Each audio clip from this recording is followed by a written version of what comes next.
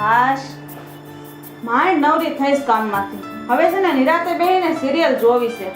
કોઈ હેરાન ન કરવા આવે ને તો સારું. આ ખબર નહીં ગમે ત્યારે ગમે ઈ દરવાજો ઠોક્યા કરે.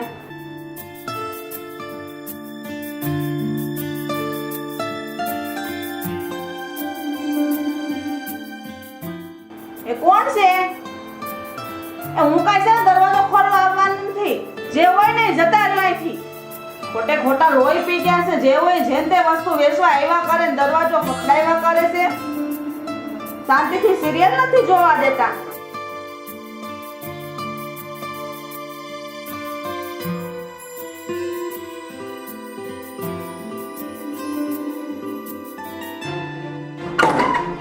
શું છે?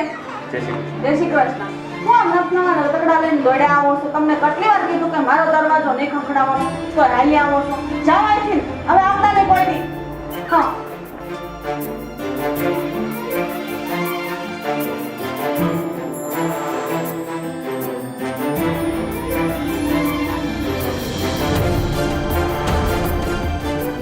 દરવાજે કોણ આવ્યું હતું? સવારમાં શું માથાકૂટ કરતી હતી? આ જોને સેલ્સમેન નતનવી પ્રોડક્ટ લઈને રોજ મારો દરવાજો ખખડાવે. મેં કેટલી વાર કીધું છે કે તમારે મારો દરવાજો ન ખખડાવો, પણ માનતા જ નથી ને. હવે તો છે ને મારે પોલીસ ફરિયાદ કરી દેવી છે. પણ આટલી બધી નાની વાત પર હું કેમ તારું પ્રેશર વધારે છે? ચા મારા માટે ચા લઈ આવો. હા.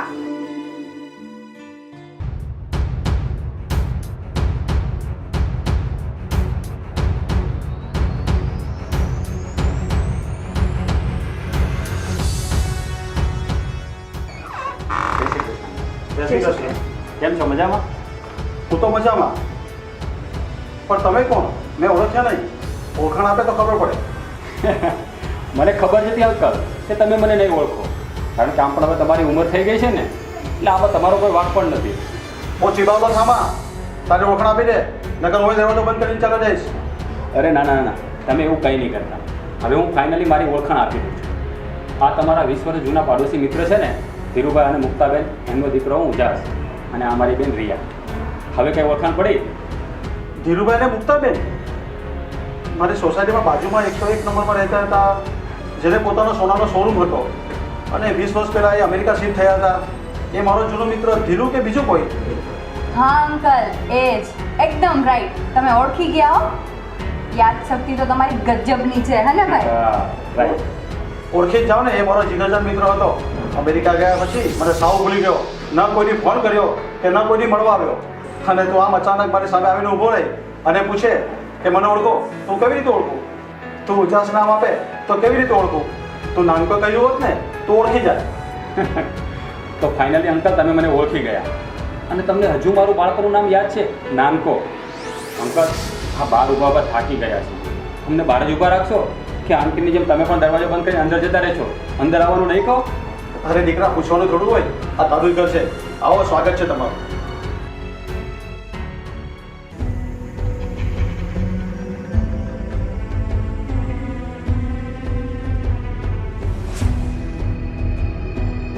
એ સાંભળે છો?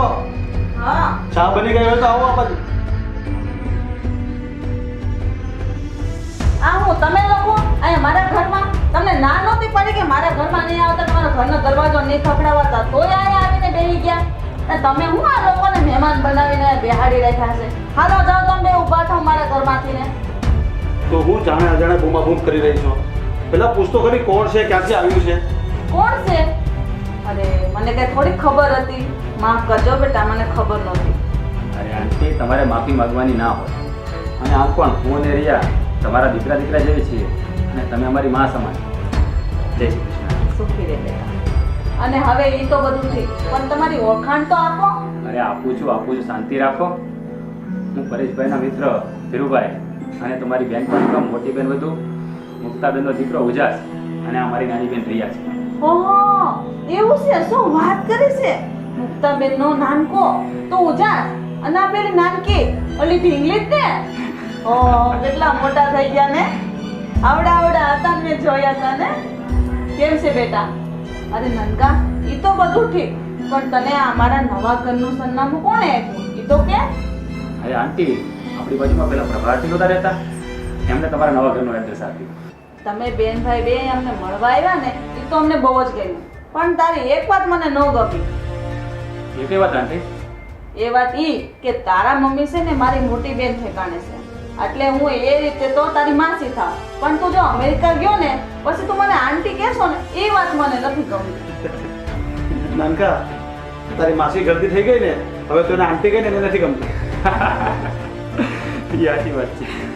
સારું, તમે લોકો બેસો, તમારા માટે ગરમ ગરમ નાસ્તો બનાવી લો. અરે નાના માસી, નાસ્તાની કોઈ જરૂર નથી, અને આમ પણ અમે લોકો અહીંયા રોકાવાના જ છીએ, એટલે તમે શાંતિથી બેસો. રિયા, તારા મમ્મી નથી આવ્યા? એ મજામાં તો છે ને? અરે માસી, મમ્મી તો એકદમ મજામાં છે. એ તો છે ને દેશમાં આવવા માટે તલ પાપડ થતા હતા, પણ આ ભાઈ જોવો ને કોઈ છોકરીને હા પાડે ને તો મમ્મી કાલે જ અહીંયા આવવા તૈયાર થઈ જાય. પ્રજ્ઞા માસીએ 5 છોકરીઓ બતાવી ભાઈને, પણ આ તમારો છે ને નાનકાને બહુ નખરાળો છે, કોઈ છોકરી ગમતી જ નથી ને. અરે માસી, એ બધું તો ઠીક, પણ આ મારી બાળકોની ફ્રેન્ડ પૂજા ક્યાં છે? તમે લોકો એને પ્રણાવી દીધી કે શું? માસી, કેમ આમ મૂંઝાઈ ગયા? પૂજા કોઈ તકલીફમાં છે? જો તમે મને દીકરો માનતા હોય ને તો મને વાત કરો, શું વાત છે? બેટા, પૂજા અંદર રૂમમાં છે, એ કોઈને મળવા નથી માંગતી, અને કદાચ તને વાત પણ નહીં કરતા એ સાથે. ના, ના.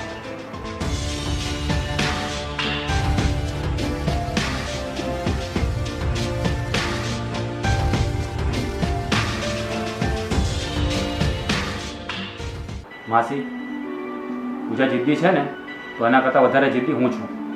તમે પૂજાને કહો કે હું એને મળવા માંગુ છું. જાઓ. સારું બેટા, હું એને વાત કરું, જોઈ કહે ને તો તું એને મળવા.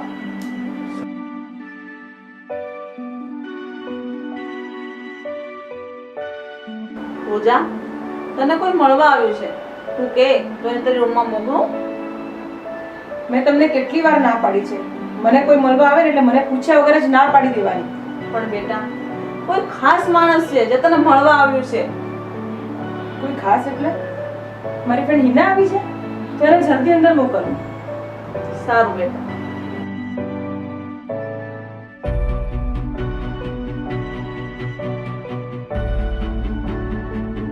માસી, શું કહ્યું પૂજાએ?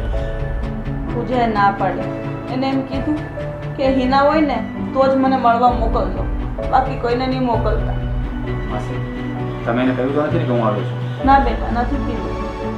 સારું, તમે બેસો, હું એના રૂમમાં જાઉં છું. હાલો પપ્પા, જય શ્રી કૃષ્ણ. હા, પહોંચી ગયા. સારું પપ્પા, હું અંકલને ફોન આપું છું, તમે જવાનું. સારું. હેલો, બસ આનંદમાં છું.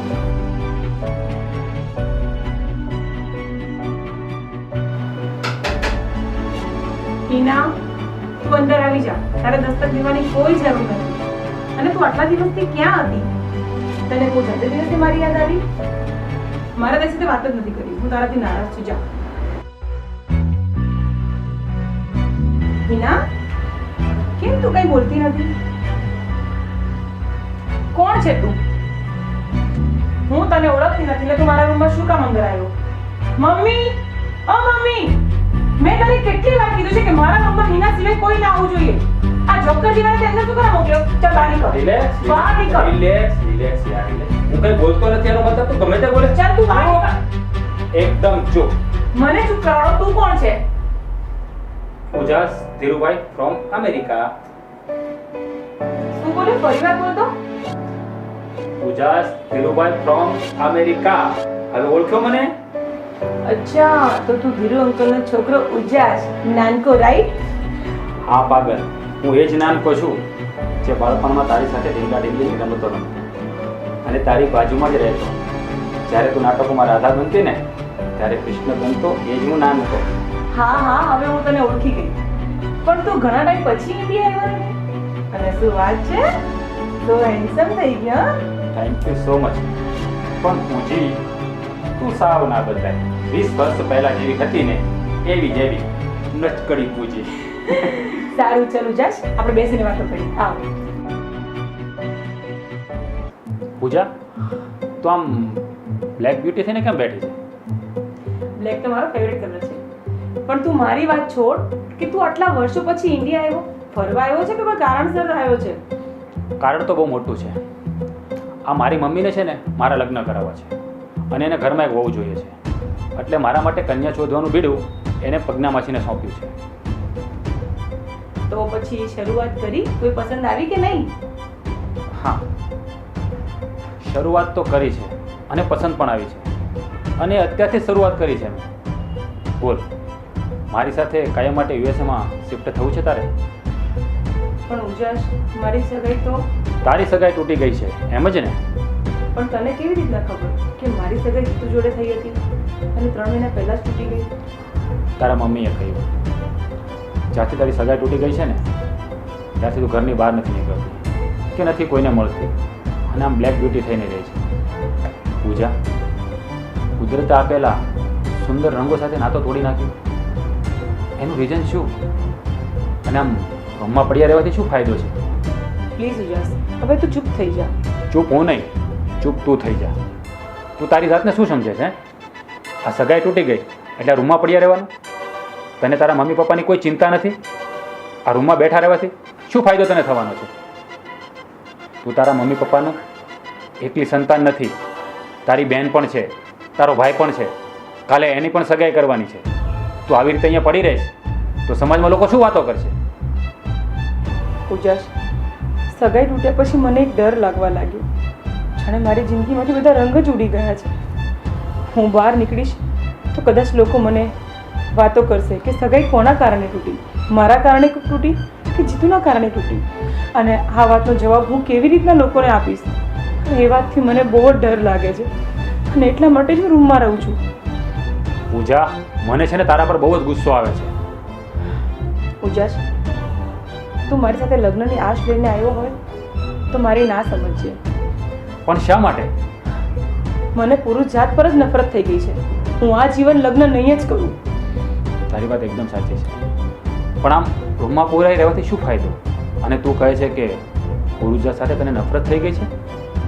ઉજાસ, મારી સગાઈને 3 મહિના થયા પછી જીતુએ મને એક વાત કરી કે મારી પસંદ તું નથી, મારી પસંદ હેતલ છે. અને હેતલ નામની છોકરીને બહુ જ પ્રેમ કરે છે. અને એને મને એ પણ કીધું કે તારી સાથે સગાઈ મેં પરાણે કરી છે, મારા મમ્મી પપ્પાના પ્રેશરથી કરી છે. હવે તું જ કે મને હું શું કરું? બસ આટલી જ વાત? એમાં તું દેવદાસ બની ગઈ? તારી તો દુનિયા લૂંટાઈ ગઈ કા? અને સાંભળ, આ સગાઈ તૂટવા પાછળ તારો કોઈ હાથ નથી. અને હવે તું આ બધા તારા નાટક છોડી દે અને પહેલાં 20 વર્ષ પહેલાં જેવી મારી ફ્રેન્ડ હતી ને પૂજી, એવી બની જા. અને જો રિયા પણ આવી છે, એ હોલમાં તારી મમ્મી સાથે બેઠી છે. હવે તું ફટાફટ કપડાં ચેન્જ કર અને અંધકાર ભર્યા ઓરડામાંથી બહાર નીકળ. અને એક વાત કહું તને, આ ભગવાને મને છે ને છેક અમેરિકાથી તારા જીવનમાંથી અંધકાર દૂર કરવા માટે જ મોકલ્યો છે. સાંભળ્યું? સારું, તું બહાર જા, હું હમણાં આવું છું. ના ના ના ના, મારે તારા કોઈ નાટક સાંભળવા નથી. હવે તું કહે છે એટલે હું બહાર જાઉં છું. તું ફટાફટ આવજે, નહીં તો પાછો રૂમમાં આવી જશે. હો? અરે બાબા, તું જા, હું હમણાં જ આવું છું. ફટાફટ હા, ફટાફટ.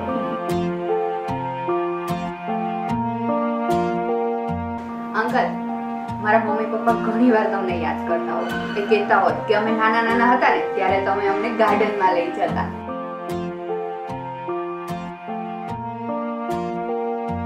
કેમ થયું બેટા? તું 1 કલાકથી એને સમજાવતો હતો છતાંય ના સમજે ને? મને ખબર જ હતી એ બહુ જિદ્દી છે ના, પોતાના મનનું ધાર્યું જ કરે છે. અરે માસી, પૂજાની ચિંતા તમે નાનકા પર છોડી દો. પણ તમે એ કહો મને કે તમે મારી મમ્મી સાથે વાત કરી? હા નાનકા, આજે મેં મારી બેનપણી યારે મન ભરીને વાત કરી અને એને વિડીયો કોલમાં આખું ઘર પણ મને બતાવ્યું.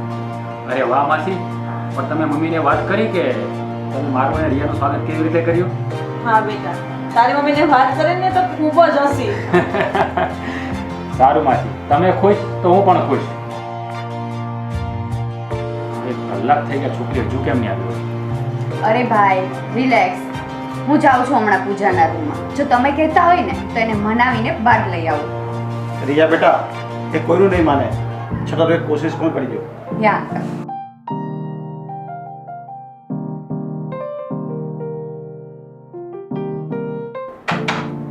પૂજાશ 5 મિનિટ આવી જા તું અંદર. ઉજાશ નહીં, હું છું. હાય પૂજા, હું છું ઉજાશની નાની બેન રિયા. હાય રિયા, તું કેટલી મોટી થઈ ગઈ છે. તું કેમ છે? ફાઇન, તું કેમ છે? એકદમ ફાઇન. ચાલ, તારી રાહ જોવે છે બધા બાર. રિયા, મારા વાળ સરખા કરી આપણે પાછળથી. યા શ્યોર.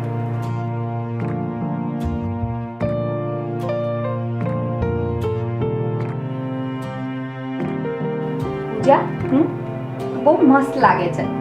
Thank you. તને છે ને કોઈની નજર ના લાગે. અરે ચાલ હવે. હા, એક મિનિટ ફોન લઈ લો. પૂજા, તું પરી જેવી જ લાગે છે એકદમ. ચાલ. જોયું, આવી ગઈ મારી ફ્રેન્ડ પૂજા. અરે મારી દીકરી કેટલી સુંદર લાગે છે. કોઈ નજર ન લાગે તને. આવ બેસ. બેટા, તે કહ્યું હતું કે હું પૂજાને ગમે તેમ કરીને બહાર લઈ આવીશ, અને તું લઈ આવ્યો.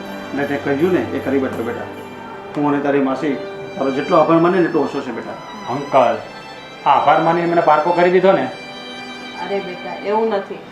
જે કામ અમે નથી કરી શક્યા એ કામ તે કલાકમાં કરી બતાવ્યું. તો તારો આભાર તો માનવો જોઈએ ને. સારું માસી, બસ જો તમારે આભાર જ માનો હોય ને તો એ વ્યક્તિનો માનો જે મૌન બેસીને બધું સાંભળી રહ્યા છે. નાનકા, જો તું એવું વિચારતો હોય ને કે હું તારો આભાર માનું, તેવું ક્યારેય નહીં બને. શા માટે? કારણ કે દોસ્તીમાં નો સોરી નો થેન્ક યુ. સારું, તમે કહો એમ. બસ મમ્મી, તમે આ નાનકાને ચા બા પીવડાવી કે નહીં? ના બેટા, બાકી છે. સારું, તમે બધા બેસો, હું ચા બનાવી લઉં. પૂજા, એક મિનિટ. ક્યાં ગઈ છે?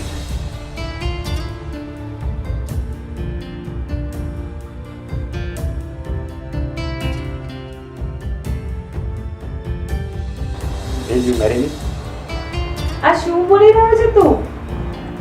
તું મારી સાથે લગ્ન કરીશ?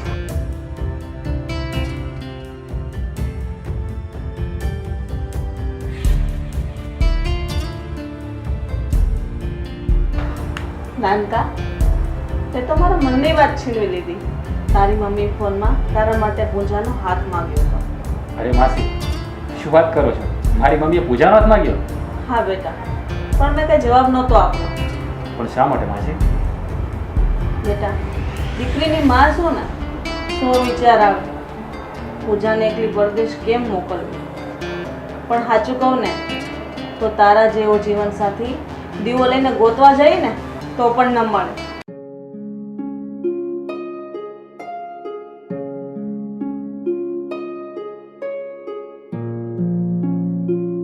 તમારી લઈ આવો. ના, મેં નથી પીધી.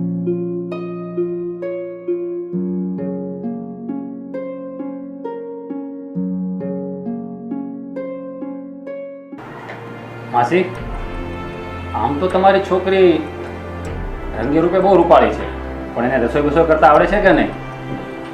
મેં પૂજાને પ્રપોઝ તો કરી દીધું, પણ મને નથી લાગતું કે આ છોકરી અમેરિકામાં ચાલે. ઉજાશ, આમ બહુ હોશિયારી ન મારો. હજી મેં તારો પ્રપોઝલ એક્સેપ્ટ નથી કર્યો. બેટા પૂજા, તને નાનકો પસંદ છે? તમને યોગ્ય લાગે એવું કરો. તો પછી રાહ કોની જુઓ છો? ખરો કંકુના? હા.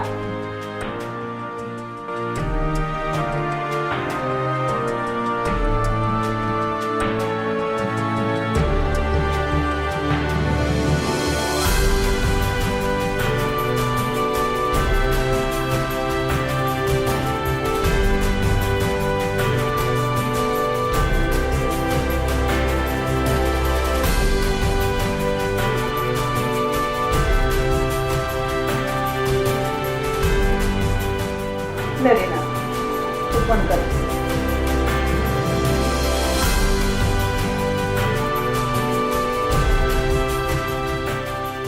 થેન્ક યુ સો મચ મારા ભાઈની લાઈફ પાર્ટનર બનવા માટે. લવ યુ ભાભી. નાનકા, ભગવાને તને મારી દીકરીની જીવનમાં જે અંધકાર હતો ને એ દૂર કરવા માટે તને મોકલ્યો. તો ભગવાનને એક જ પ્રાર્થના કરીશ, હરેક દીકરીના મા બાપને તારા જેવો જમાઈ મળે. જુઓ માસી, હવે હું તમારો જમાઈ બની ગયો છું, એટલે આ બધું ચલાવીને લો, સમજી લીધું? આવું હા ના, હાલ. મસ્ત પિઝા ખાય છે.